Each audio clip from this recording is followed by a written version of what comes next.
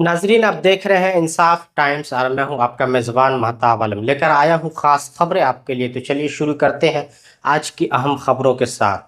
आसान और मसनून निकाह के लिए अभियान। All India Muslim personal law board की आसान और मसनून निकाह मुहिम के तहत देश भर में सादगी से निकाह की परंपरा को बढ़ावा दिया जा रहा है।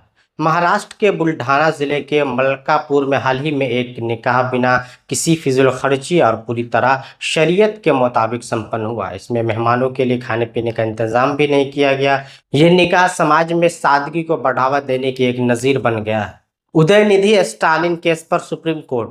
तमिलनाडु के उप मुख्यमंत्री उदयनिधि स्टालिन के खिलाफ दर्ज एफआईआर और केसों को अब 2026 में सुप्रीम कोर्ट में सुना जाएगा। यह मामला 2023 में उनके विवादित सनातन धर्म वाले बयान से जुड़ा है। सुप्रीम कोर्ट ने पहले ही आदेश दिया था कि उसकी अनुमति के बिना नए एफआईआर दर्ज न किए जाए। इस बीच एक अलग याचिका में तमिलनाडु सरकार पर डीजीपी नियुक्ति को लेकर अवमानना का आरोप भी लगाया गया है। Sitamarhi double murder case. Bihar के सीतामढ़ी से दिल दहला देने वाला मामला सामने आया। यहाँ एक ससुर ने अपने दामाद की हत्या करवाने के लिए अपराधियों को 1 लाख रुपए की सुपारी दी थी। 17 अगस्त को हुए इस दोहरे हत्याकांड का पुलिस ने 72 घंटे में खुलासा कर दिया है। जांच में पता चला कि ससुर ने शराब पिलाने के बाद दामाद की हत्या करवाई और फिर साजिश में शामिल एक अन्य युवक की भी हत्या करा दी गई। यूपी में एंटी रोमियो स्क्वाड की वापसी। मुख्यमंत्री योगी आदित्यनाथ ने प्रदेश में एक बार फिर एंटी रोमियो स्क्वाड को सक्रिय करने का आदेश दिया है। सरकार का कहना है कि त्योहारों के मौसम में महिलाओं की सुरक्षा सुनिश्चित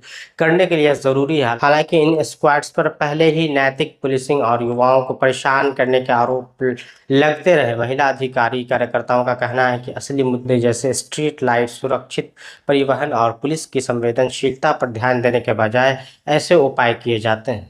कांग्रेस सांसद शशिकांत सेंथिल की भूख हड़ताल। तमिलनाडु के तिरुवल्लूर से कांग्रेस सांसद शशिकांत सेंथिल 2152 करोड़ रुपए की शिक्षा निधि जारी करने की मांग को लेकर अनिश्चितकालीन भूख हड़ताल पर। तबीयत बिगड़ने पर अस्पताल में भर्ती होने के बावजूद उन्होंने हड़ताल जारी रखा है। कांग्रेस और इंडिया गठबंधन के नेताओं ने उनका समर्थन किया और केंद्र सरकार पर संघवाद पर हमला करने का आरोप लगाया है। बागपत में जय भीम बोलने पर दलित छात्रों की पिटाई। उत्तर प्रदेश के बागपत जिले के एक इंटर कॉलेज में दलित छात्रों ने आरोप लगाया कि प्रार्थना सभा के दौरान जय भीम बोलने पर शिक्षकों ने उनकी पिटाई की और प्रिंसिपल ने जाति सूचक टिप्पणियां की। छात्रों का कहना है कि उन्हें स्कूल से निकालने की धमकी भी दी गई। पुलिस ने मामले की जांच शुरू कर दी है।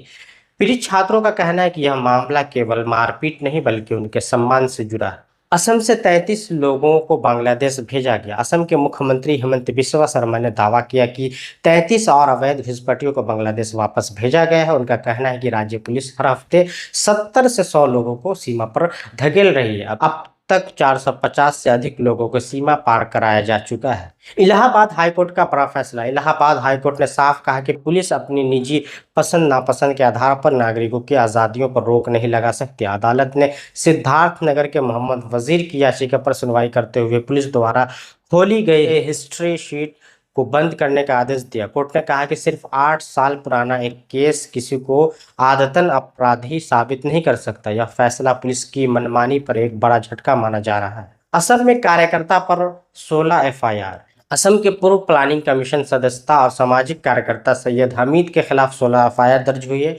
असम जाति परिषद एजेपी ने आरोप लगाया कि उन्होंने बांग्लादेशियों पर बयान देकर असामिया पहचान का अपमान किया और सांप्रदायिक माहौल बिगाड़ने की कोशिश की। एजेपी ने पुलिस से उनकी गिरफ्तारी की मांग की है। वह यह मामला अब सियासी तूल पकड़ चुका है। राजस्थान में दलित बच्चे पर बर्बर हमला। राजस्थान के बाड़मेर में इंसानियत को शर्मसार करने वाली घटना सामने आई है।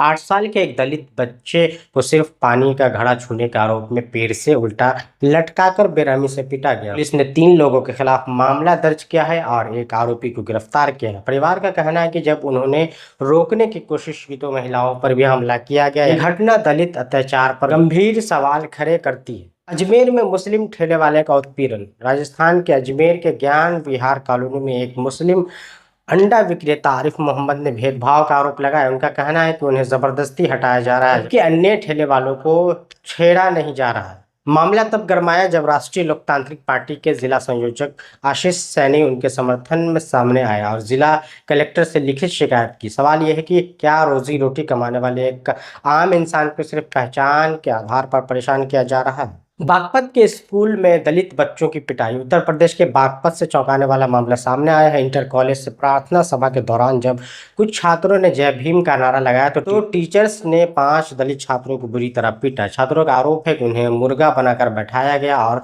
जाति सूचक गालियां दी गई। प्रिंसिपल ने यहाँ तक कह दिया कि तुम्हें इस स्कूल में पढ़ने का हक नहीं है। यह मामला शिक्षा जगत में जातिवाद की गहरी जड़ों को उजागर करता है। असम में मुस्लिम परिवारों की बेदखली पर जमीयत का विरोध। जमीयत उलमा हिंद ने असम में हो रहे मुस्लिम परिवारों की बेदखली को असंवैधानिक और सांप्रदायिक करार दिया है।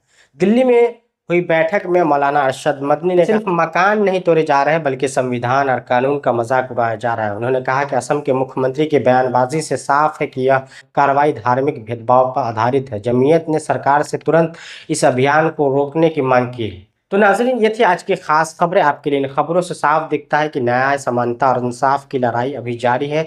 देखते रहिए इंसाफ टाइम्स।